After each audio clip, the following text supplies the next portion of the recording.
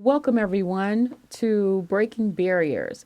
Today is our second episode, and we're going to follow up with our first interviewee, our first client, Larry Braxton. Larry, thank you so much for joining our show, for coming back. Exactly. Thank you for having me. It's a joy. All right. So, Larry, we really were excited. Last time we had a different show. We just got started, and you were you were vulnerable, and we appreciate that. And I got a lot of feedback and a lot of follow up after your show. People wanted more questions, so let's just go back. So I'm still learning how to use the cameras. So we're gonna go with the flow, okay? Okay. All right. So, Larry, I just wanted to ask you. I'm going to give a quick recap. Okay. So, on the last show, we were here with Larry, and Larry provided us with some insight about his experience with federal incarceration 28 years ago. So, Larry, I just want to take back off, and talk about breaking barriers. I want to talk about the upside of things. Okay. Yeah. So, you've been home for 28 years. Isn't that Yes. amazing? That's amazing. It's amazing it's been that long. Yes. And you have turned your life around. You had a situation when you were in your, a teenager base, well, a young man Right. in your 20s. And now, as an adult, when people are coming home, can you tell me about some of the resources that were most helpful to you? Oh, sure. Let me see. Resources. Family. Family first. Uh, I was blessed to have a really good, active spouse who kept me uplifted and greeted me well. My family as a whole, I was received well. Uh, I would like to say, I guess I wasn't a bad person. And that's something that everyone has to deal with and get over. You feel bad, but you're not bad. Okay. And there is an upside. There's a change that happens, believe it or not, when you go through the whole situation. I like to think everyone, and I know I did, can actually grow and prosper from that type of experience. You start to see there's another side. Uh, you stop being so selfish. You start seeing how things that you do affect others, and I think that's something that everyone takes away from that type of experience. Okay, thank you. So I just want to piggyback off of something that you said. You mentioned that you see what you do affects others. Yeah, So do you think that your family was impacted by your incarceration? absolutely, absolutely. There's no way they can't be. Anytime you're an integral part of a group and you're taken away, I mean, everyone feels the effect of it. So I'm sure they had their own. Everyone had their own experience with my experience. Okay. Would you say that you've gotten over that experience? Uh, you learn to live with it. You learn to deal with it. You have your good days and bad days, but on the whole, I think I grew. I grew from it. So I wouldn't change it. So, I'm sorry. No, no. So, are there skills or experiences that you had when you were incarcerated that you utilize today? Oh, absolutely. One thing is you learn to count on yourself. You don't have that support system right there with you, sort of like notes on a test. They took your notes away, so now you have to actually know the information that you're being tested on.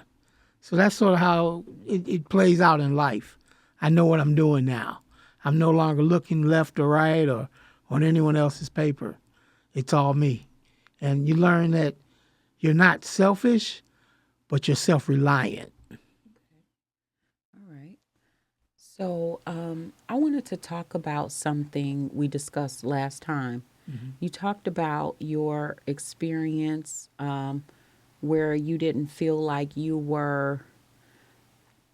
being treated in a manner like in a humane, not really, you didn't say inhumane, but you talked about the lack of respect inside of the facility with regards to, I guess, authority. But the other thing you talked about was the way that you were able to help people within the system. Yeah. You talked about a story about helping someone go home. How were you, as an inmate, able to facilitate services or assist other inmates? You draw on your experiences. I was fortunate enough to be able or have the wherewithal to reach out to our Congress people, specifically Miss Kilpatrick, who just passed away, Carolyn Kilpatrick, and she was instrumental in helping me transition and be able to get moved to a facility closer to home, so that my family and my support base could actually be there for me and support me. And in the process of writing that paperwork, I was able to show someone else, the steps that I took. And I advised them to write their congressman and tell them how, important it was that he go home and see his father buried. And, after he was locked up for, I think, 7 years or so. And he was able to go home. And when he came back, he was a totally different person. He was uplifted, he was ready, and he was close to going home. But to get there first, I'm sure that had to have helped him. You know, you and I, we speak to people who have been impacted by the justice system often. In Right. fact, we had a conversation with someone yesterday evening, and they were talking about being different after coming home. Yeah. Like, can you tell me when you came home, did it look the same? I mean, did you feel the same? What was the biggest difference? My stint wasn't quite as long as some others. Uh, it's sort of like it happens to everyone. Even if you go on a vacation, you come home and you're just looking at things through different eyes because you're used to, you spent a week in another place. So multiply that times 1, 2, 3, 4, 5, 6 years, several years, and you come back and you're doing a sort of comparison. Like, I didn't remember that building. Or, wow, they tore that down? I mean, it happens in our community. We had a store close to us recently catch fire, and they tore it all down and got rid of it, and we rode by the other day, and it's like, wow, look at this corner. It looks totally different. And that's the kind of thing you experience when you come home. So, like visual differences and all that. Yeah. Okay, well, what about your family? How was it when you came home? Did you feel comfortable reconnecting? Was it just let me just move right back in there, or like how was that? I think some people want you to move back into it, but you're apprehensive about many things. You're nervous about things, how you're going to be received. You've changed, but how will they receive you? Do they respect the changes you made? You're different. You're a different person. Some people might think you're more arrogant. Some people might mistake your confidence for boisterous. But like I said, you learn to depend on yourself. So Did you think people were afraid of you? I mean, having been to prison, yeah, did you feel like people were, I don't want him? I mean, were your family, did they want you even in their houses? I mean, seriously. I don't think I experienced that, but I'm sure many do. And I think it's got a lot to do with who you were before you left. I was pretty much a friendly person, happy-go-lucky type of person. So I don't think I made them feel threatened. But I'm sure they were wondering, what has he really been through? What did he experience? I mean, just to be honest, you talk about prison, many people think you got some type of, you might have been attacked, or especially if you weren't a aggressive person. But not necessarily true. So, your experience, was it violent in your environment? I mean, obviously, it's prison. It's There's going it, to be some it's not a violence. lot different inside or out. I mean, you live in a violent society, violent world. Things happen. It's not every day. It's not constant. I mean, we're from Detroit, and people think, oh, you guys are dealing with murder and assaults every day, all day. No, I mean, every day's different, but every day's kind of the same, and it's not as bad as one person makes it out to be. You got our president trying to, bring the National Guard in. I don't think Okay. it's that serious. So, moving on, what about your relationship? Was your relationship the same with your spouse, who is me? I think we both were a bit nervous. Intimacy is something that's developed Mm-hmm. and cultivated, and like I say, it's been a break. You've been on vacation, Mm-hmm. so now you're back and you're looking at things differently, and you're looking at each other differently, and you have to, you know, reestablish those cues that you have when things are okay or not okay, Mm-hmm. and you take your time. But anything worth having is worth working for. So Okay.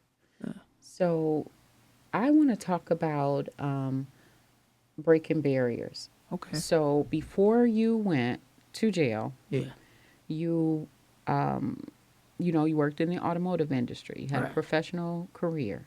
So since then, you've had to make some shifts. right, Okay.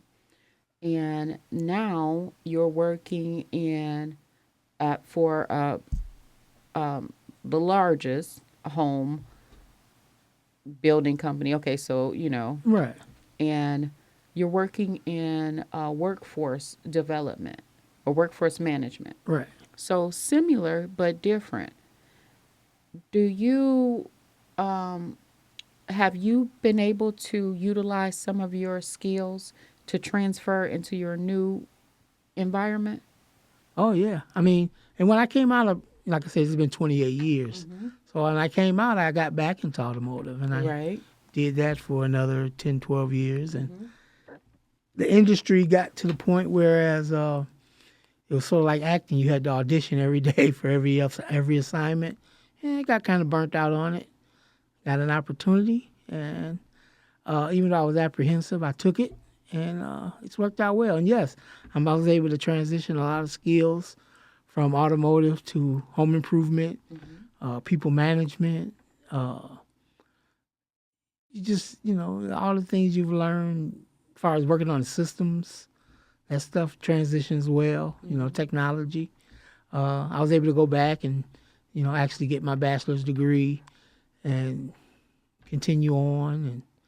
And like I said, you grow from it. And I grew and I learned new skills Mm-hmm. and I, combined them with the old skills. And that's how I am the person I am today. So, what do you think you have offer to this new experience that we're taking, to this life support, to this new another what am I trying to say, Larry? What's the word? Service. Okay. Service to our community. That's the Yes. way I view it. Yeah, That's how I that's think what we're it doing. is. And I Exactly. think it's always good when someone's coming out to be able to look in the eyes of someone who actually knows what they're talking about, what they've been through. And I can bring that to the table.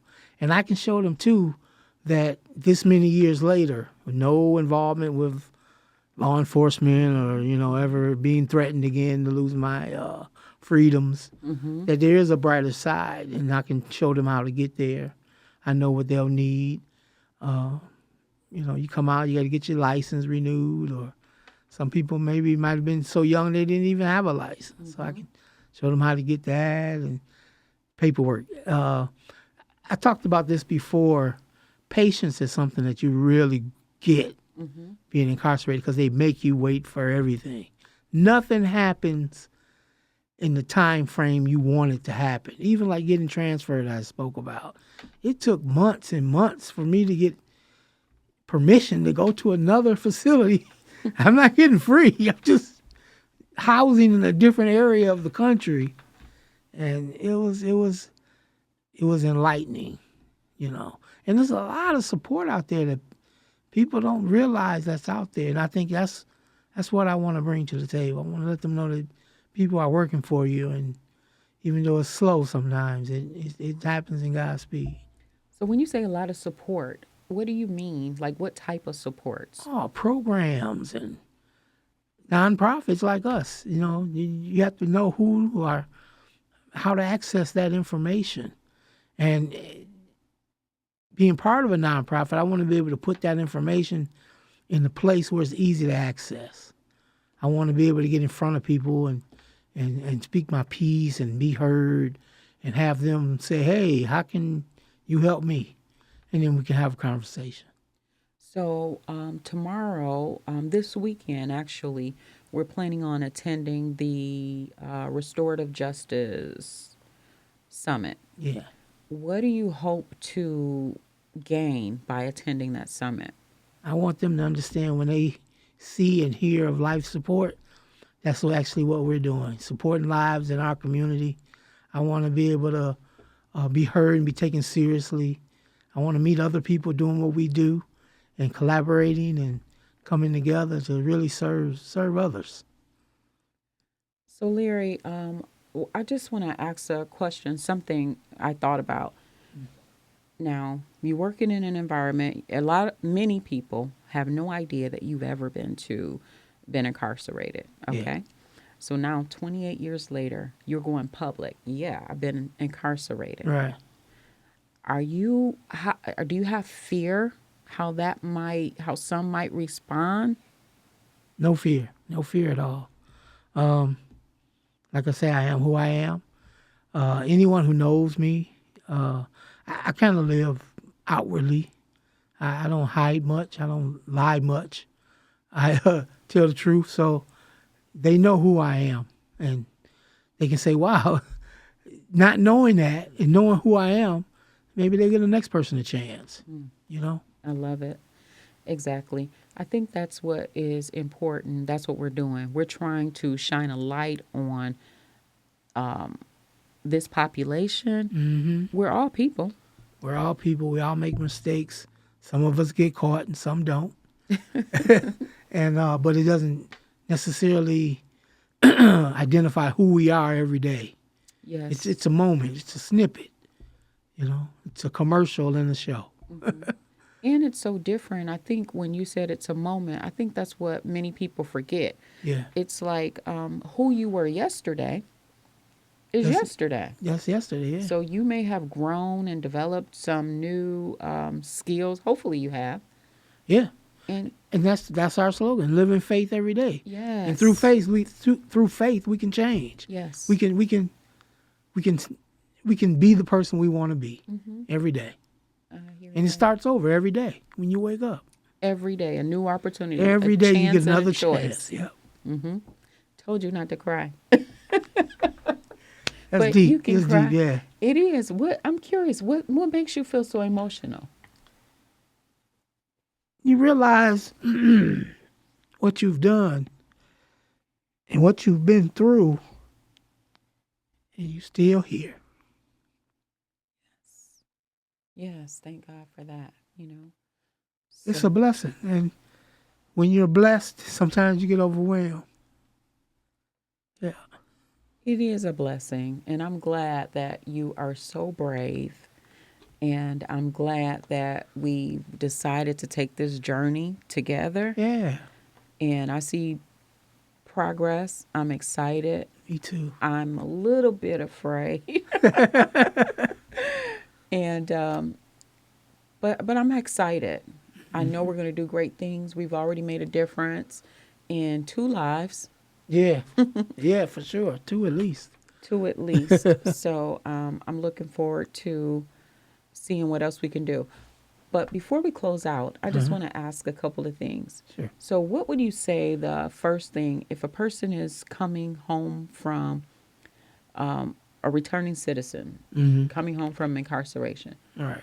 For the family, what would you say that the family could do, to really support that person when they come home? What do they need to understand?